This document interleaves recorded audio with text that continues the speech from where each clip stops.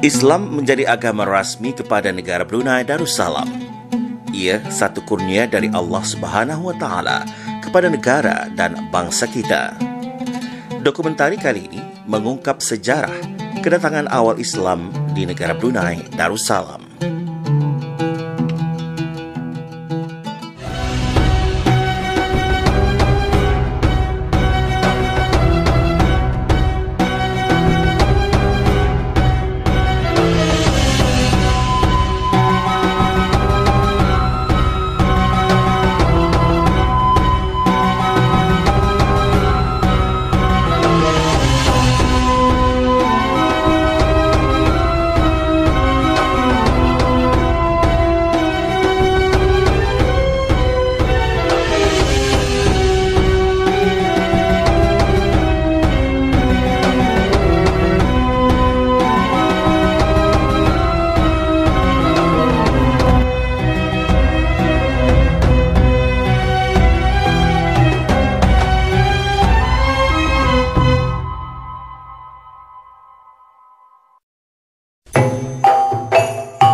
Negara Brunei Darussalam merupakan negara yang awal menerima pengaruh Islam di alam Melayu.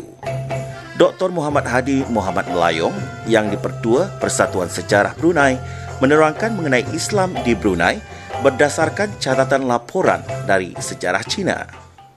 Islam datang ke Brunei sebenarnya kalau mengikut kajian ahli-ahli sejarah di alam Melayu, Brunei adalah merupakan salah satu negara yang terawal yang menerima pengaruh Islam, yang mana berdasarkan, kalau melihat daripada berdasarkan catatan ataupun laporan sejarah Cina, kerana negara kita ni Brunei yang mana pada awalnya dikenali sebagai poli itu telah membuat hubungan perdagangan dengan Cina dan telah mencatat bahawa Raja Brunei walaupun masa itu belum Islam, kira-kira dalam kurun yang ke-10, iaitu pada tahun 977, telah menerima utusan daripada Maharaja Song, iaitu kurun ke-10 di Nanjing, dan utusan itu bernama Polisi, iaitu seorang Islam.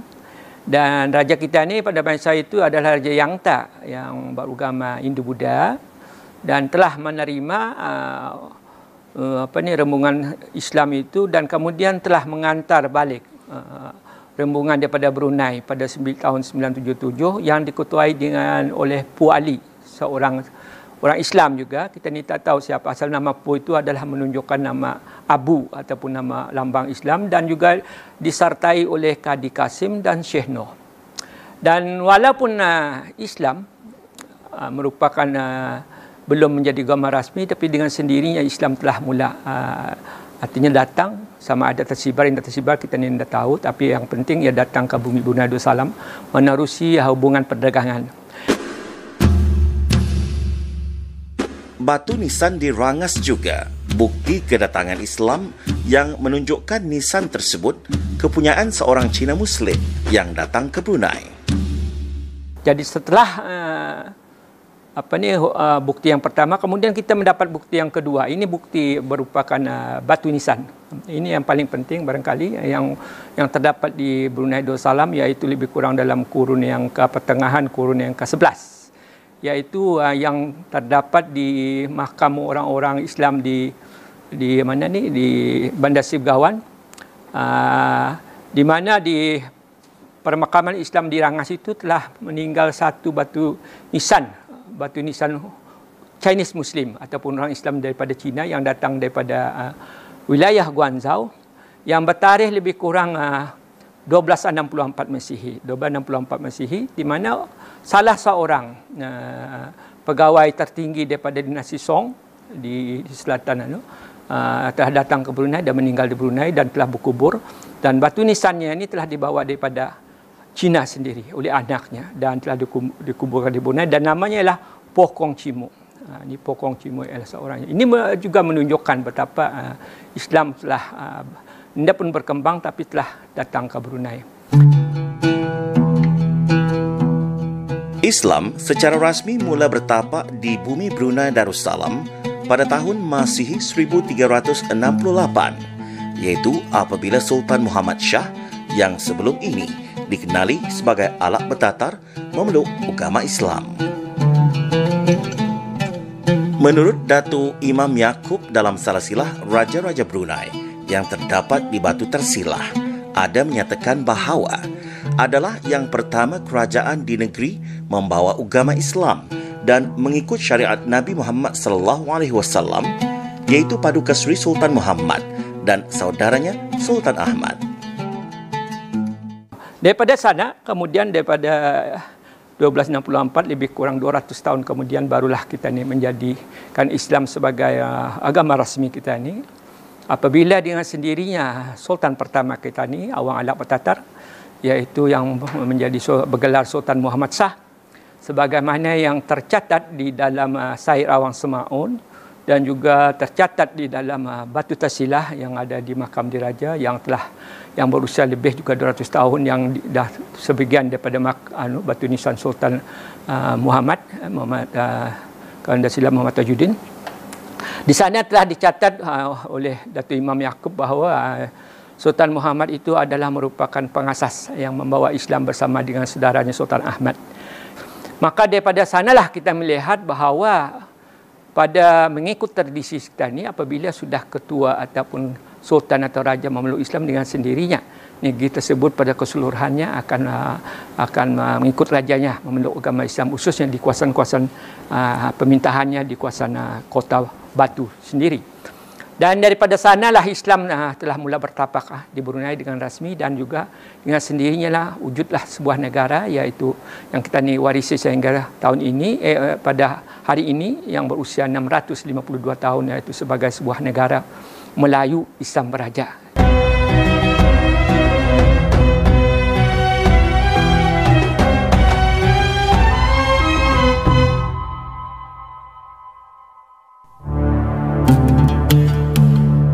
Perkembangan agama Islam diperkukuhkan semasa pemerintahan Sultan Sharif Ali, Sultan Brunei yang ketiga, memerintah pada tahun Masihi 1425 hingga 1432. Baginda dikenali sebagai Sultan Berkat. Pada zaman Sultan yang ketiga ini berkembang di mana syiar Islam yang paling penting itulah wujudnya masjid kali pertama. Itu yang pertama yang sekali.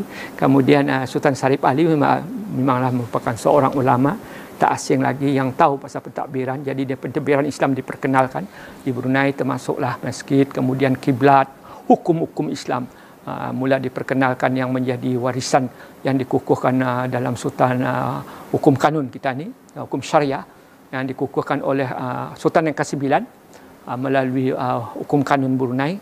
Kemudian pada tahun 2013 Kebaduli sendiri telah mengisyarkan balik hukum syariah di Brunei ini 2014 dilaksanakan.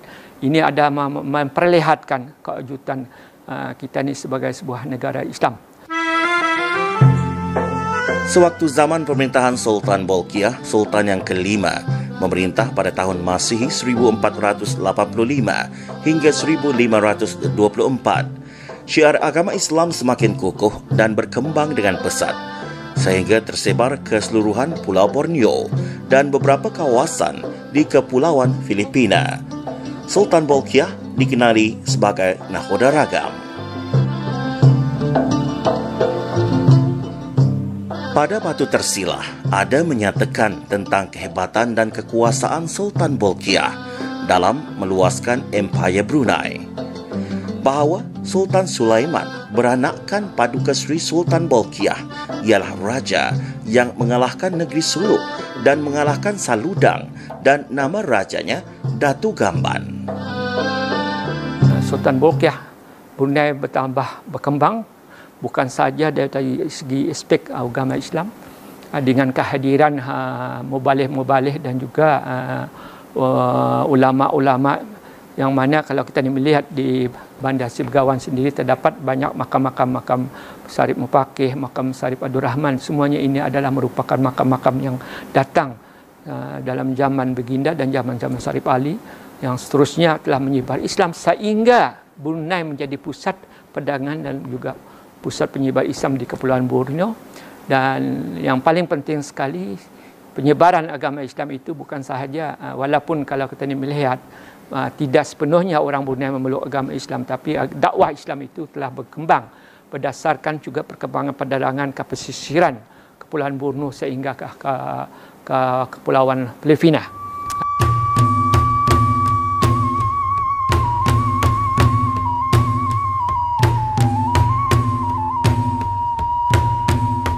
Batu nisan Sultan Sharif Ali iaitu Sultan Brunei yang ketiga yang juga dikenali dengan gelaran Sultan Berkat ini ditemui di perkuburan Islam Kota Batu pada tahun 1970-an di atas liringan bukit kecil.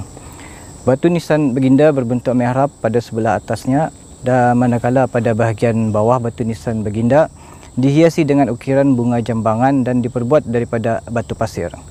Terdapat kaligrafi atau tulisan di atas permukaan batu nisan baginda ini secara pahatan timbul. Pada permukaan batu nisan menghadap selatan dipenuhi dengan kaligrafi atau tulisan berupa potongan ayat-ayat Al-Quran dan tarikh baginda mangkat. Manakala pada permukaan sebelah utara mengalami kerosakan dan kaligrafinya sukar dibaca. Tulisan yang ada di permukaan batu nisan baginda berbunyi, Yamituna ilal alimun wal alimuna kullahum yamituna ilal alimun kullahum yamituna ilal mukhlisin wal mukhlisin ala hadra azim tamat. Terjemahannya dalam bahasa Melayu, semua mereka itu akan dimatikan. Ingatlah akan orang-orang yang beramal, dan orang-orang yang beramal itu semuanya akan dimatikan. Ingatlah akan orang-orang yang beramal, dan orang-orang yang beramal itu semuanya akan dimatikan, melainkan orang-orang yang ikhlas, dan semua orang yang ikhlas dan orang-orang yang ikhlas itu mendapat kedudukan yang mulia agung. Tamat. Manakala di permukaan batu nisan berbunyi, Ya Allah, dari hijrah Nabi SAW 836 tahun dalam bulan Jamadil Awal malam Khamis, waktu Aisyah hari Ali berpindah dari dunia kepada akhirat. Wassalam bil khair. Tarikh Jamadil Awal 836 itu bersamaan dengan pada bulan Disember 1432.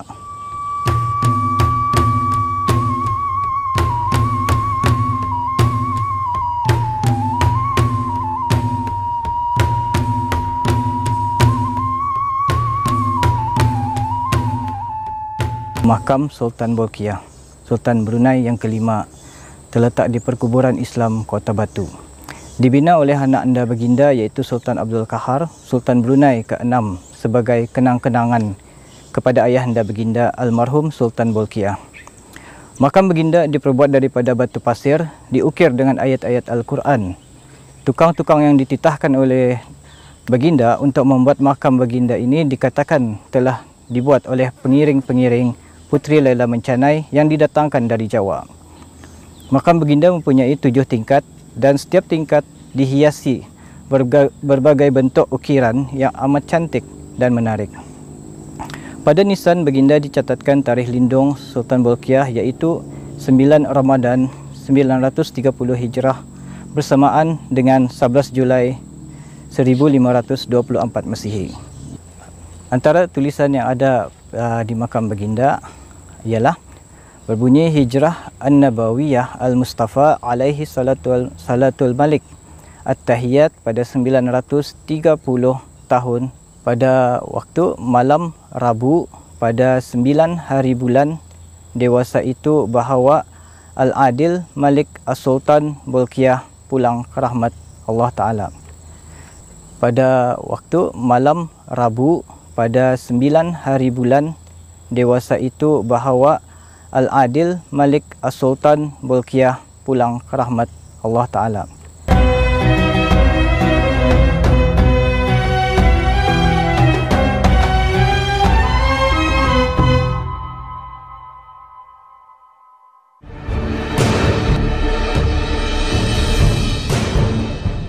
Pada zaman Sultan Saiful Rijal, tercetus satu peperangan yang dikenali sebagai Perang Kastila pada tahun 1578.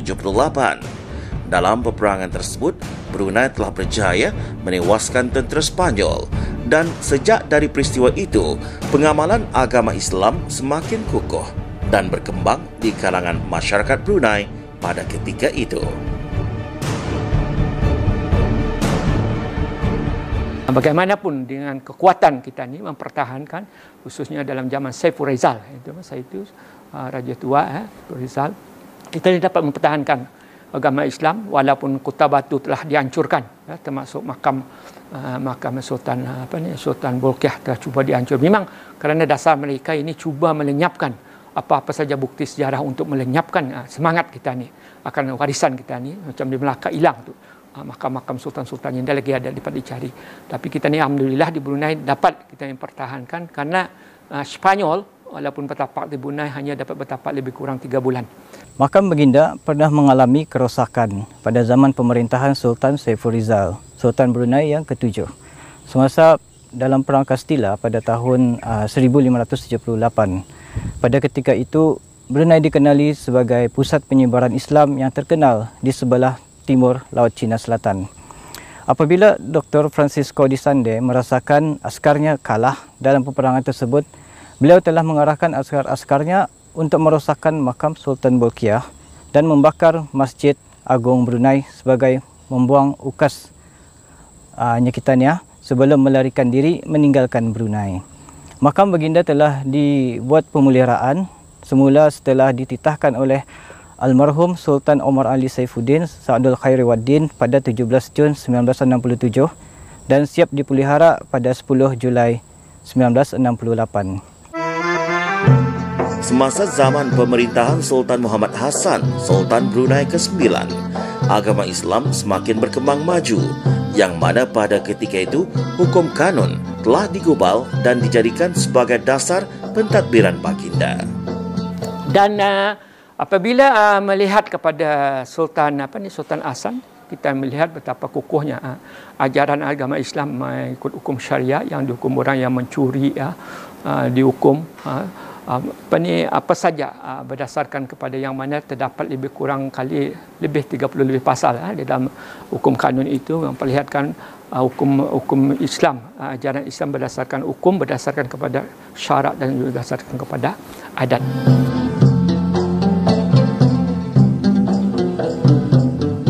Agama Islam sebagai agama rasmi negara telah termaktub dalam Perlembagaan 1959.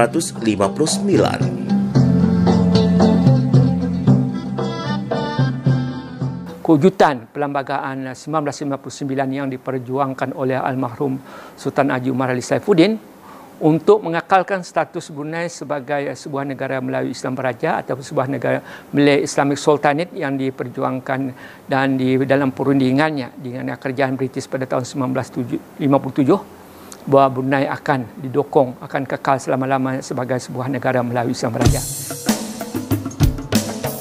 Pengukuhan agama Islam sejak beratus tahun yang lalu menjadikan sebagai cara hidup dalam Kesultanan Brunei, sehingga ia dijadikan salah satu komponen dalam falsafah negara Brunei Darussalam, pengisytiharan Hari Kemerdekaan pada 1 Januari 1984. Jadi di sana menampakkan bahawa Islam telah menjadi agama rasmi di negara Brunei Darussalam, bukan saja berdasarkan urutan sejarah melihat kepada pengislaman awal bertatar pada tahun 1368, tapi dikukuhkan lagi dengan kewujudan Perlembagaan 1959 yang diperjuangkan oleh almarhum Sultan Haji Umar Ali Saifuddin. Sejarah Brunei dari aspek agama Islam ini boleh dilihat menerusi program dan galeri pameran di Pusat Sejarah. Pusat Sejarah Brunei melalui bahagian penyelidikan dan dokumentasi telah mengadakan beberapa projek, di antaranya program Bicara Sejarah yang berlangsung pada 2016 yang lalu, yang mana telah membincangkan mengenai dengan inskripsi Islam yang terdapat di batu-batu nisan yang ada di Brunei dan mengadakan pameran seni kaligrafi Islam pada 2019 yang lalu oleh bahagian perpustakaan dan pembelajaran. Peranan Pusat Sejarah Brunei yang paling penting dalam memberikan maklumat tentang sejarah Islam di Brunei ini adalah dengan menanamkan perasaan cintakan raja, agama, bangsa dan negara, mendukung falsafah Melayu Islam Beraja dan untuk memasyarakatkan persejarahan negara kepada rakyat dan penduduk di negara Brunei Darussalam.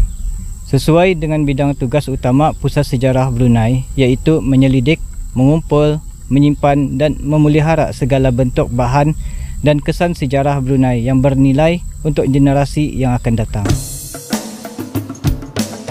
Sejarah kedatangan awal Islam di negara Brunei Darussalam merupakan tunjang utama yang menjadi satu faktor ke arah kewujudan konsep Melayu Islam beraja yang kita warisi dari dahulu hingga sekarang.